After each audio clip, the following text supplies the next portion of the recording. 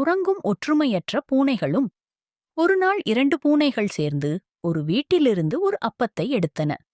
அந்த அப்பத்தை சாப்பிடுவதற்காக இரண்டாக பிரிக்கும்போது ஒரு பூனை அப்பம் சரிசமமாக பிரிக்கப்பட வேண்டும் என்று மற்ற பூனையுடன் சண்டையிட ஆரம்பித்தது.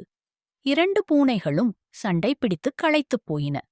அதனால் தொடர்ந்து சண்டை பிடிக்காமல் யாரிடமாவது சென்று அப்பத்தை பங்கிடுவோம் என்று தீர்மானித்தன. அதனால் இரண்டு பூனைகளும் அப்பத்தை பங்கு பிரிப்பதற்காக ஒரு குரங்கிடம் சென்றன. குரங்கும் அப்பத்தைச் சமமாக பிரிக்க ஒரு தராசை எடுத்து வந்தது. அப்பத்தை இரண்டாக வெட்டி தராசின் ஒவ்வொரு தட்டிலும் ஒவ்வொரு துண்டை வைத்து நிறுத்துப் பார்த்தது. தராசின் ஒரு தட்டு கீழே தாழ்ந்தது. அப்பொழுது குரங்கு அந்தத் தட்டில் இருந்த அப்பத்துண்டை எடுத்து ஒரு கடி கடித்துத்தான் சாப்பிட்டுவிட்டு மீதியைத் தட்டில் போட்டது. இப்பொழுது மற்ற தட்டு கீழே தாழ்ந்தது.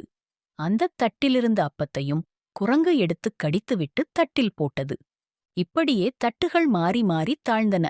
குரங்கும் மாறி மாறி அப்பத்துண்டுகளை கடித்துக் கடித்துச் சாப்பிட்டுக் கொண்டே இருந்தது. இப்படியே அப்பம் குறைவதை பார்த்த பூனைகள் தங்கள் தவறை உணர்ந்து பங்கு பிரிக்க வேண்டாம், நாங்களே பார்த்துக் கொள்கிறோம் என்று மீதமுள்ள அப்பத்தைத் தரும்படி கேட்டன. ஆனால் குரங்கு மீதமுள்ள அப்பம் தான் இதுவரை செய்த வேலைக்கு கூலி என்று சொல்லிவிட்டு அதையும் வாயில் போட்டுக் கொண்டது. ஒற்றுமையற்ற பூனைகள் வெட்கத்துடனும் வேதனையுடனும் திரும்பிச் சென்றன. குழந்தைகளே, ஒரு பூனையாவது கொஞ்சம் விட்டுக் கொடுத்திருந்தால் இத்தனை நஷ்டம் ஏற்பட்டிருக்குமா? விட்டுக் கொடுத்தல் பிறரிடம் நமக்கு நல்ல பெயரை வாங்கிக் கொடுக்கும். இறைவனுக்கும் அதுவே பிடிக்கும்.